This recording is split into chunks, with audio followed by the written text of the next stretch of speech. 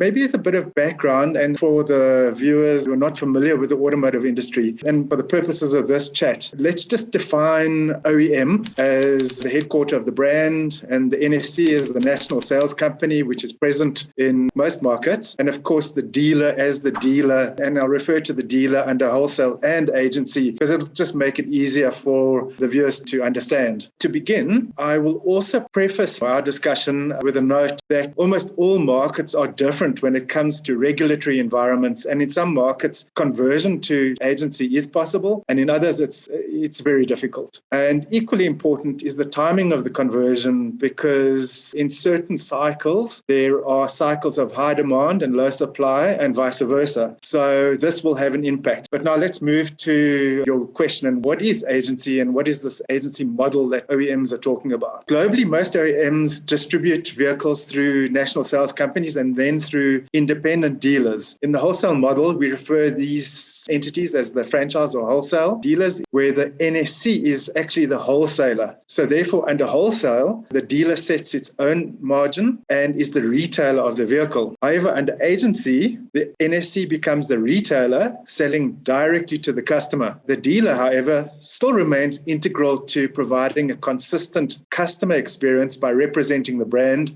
and delivering the vehicle to the customer. And for doing this, the dealer earns a commission rather than a margin, which it was earning under the wholesale model. So under agency, of course, it's all about providing the customer a vastly improved customer experience. Under agency, the NSC no longer owns all the new car, and in some markets, the demo car or courtesy car stock. Under agency, of course, customers are able to view all stock from the convenience of their homes, but simply the customer is not forced to go into a dealership anymore if he or she doesn't want to interact with dealer staff. Of course, the customer is still able to visit a dealership, view the cars in the metal, and smell the leather, kick the tires if they want. But essentially, customers are given the option of an omni-channel experience. And you might say, well, we could just do this online. Yes, you could, but it's not yet agency. Agency does require a complete change in the way in which customers interact with the brand. Under agency, the NSC sets pricing, which is